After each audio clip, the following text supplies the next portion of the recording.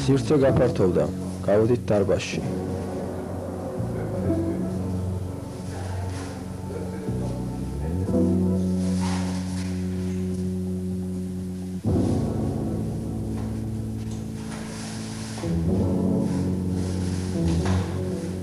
დარბაზის დაზვერვის შემდეგ გზის გაგრძელებისათვის ჯერ მცირე შვეული კედლის დაზრდება და შემდეგ ვიწრო თარაზულ ნაპრალში გაძრომაა საჭირო.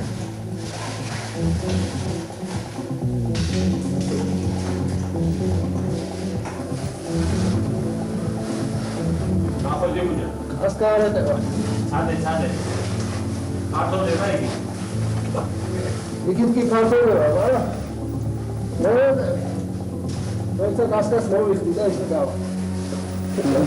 Ce tare era asta?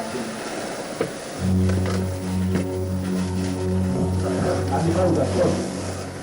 Nici de rog, casca nu știu, dar am tot gaua.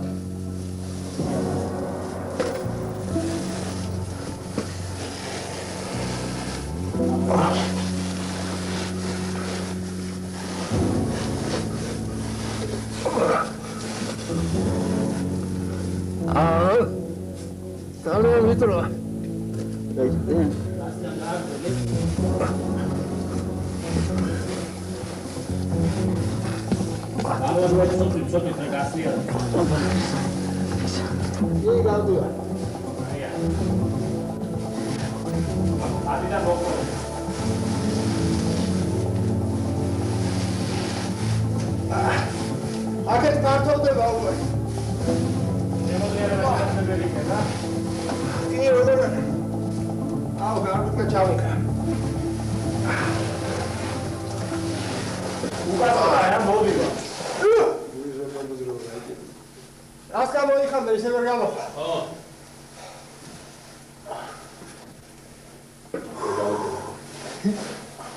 Ay korakın. Sayın sağ olun. Sen de bay gitti. Yegi bu kadar var ya ki. Abi de tamam. Parto atam. Aa, bu sefer abi drogas drogyachi. ზოგიერთი დაბრკოლების გადალახვის შემდეგ სპელეოლოგები ხშირად თავადაც ოცდებიან საკუთარი შესაძლებლობებით.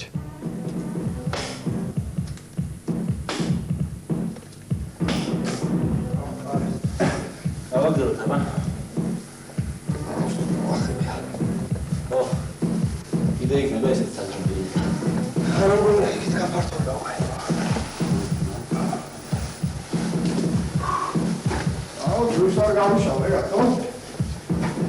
სივრცე გაფართოვდა, როგორც იქნა სხეული გავშალეთ.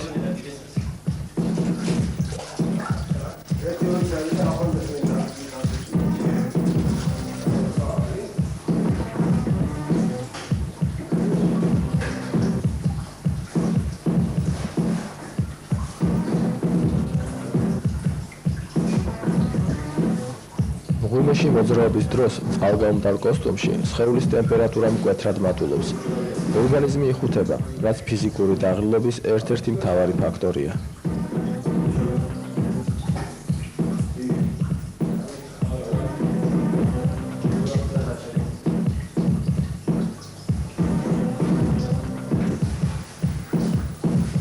გზის გაგრძელება მიწისქვეშა მდინარის მეანდრში გვიწევს. ეს ხეობა სეზონურად წყლის დიდი ნაკადით ივსება, რამაც საუკუნეთა მანძილზე კედლები სართულებად დაჰყო. ხეობის კედლების ზედაპირი კი ბასრი და ხორტკლიანია.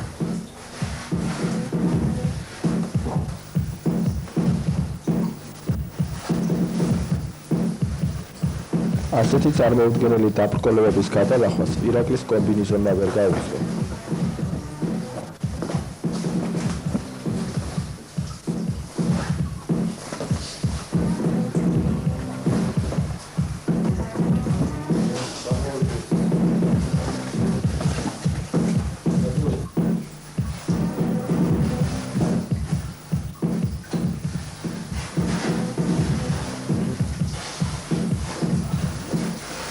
საათიანი დაძაბული სიარულით რამდენიმე კილომეტრი გავიარეთ კარსტულ მღვიმეში და საკმაოდ დაღლიებმა უკან დაბრუნება დავიწყეთ.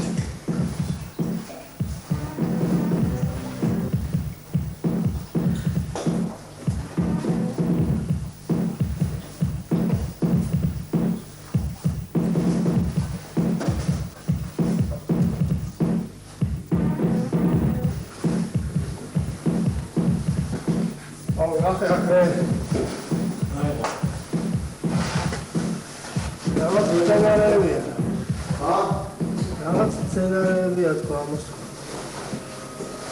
მღვიმეებს თავისებური ფლორა და ფაუნა ახასიათებს.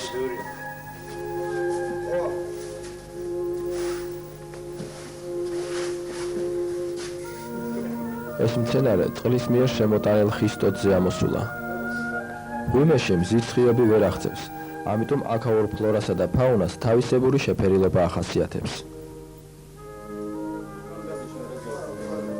წყალს მღვიმეში შემოაქვს არა მარტო მცენარეთა თესლი და ფესვები, არამედ ცოცხალი ორგანიზმებიც, მაგალითად როგორიცაა ეს ლოკოკინა.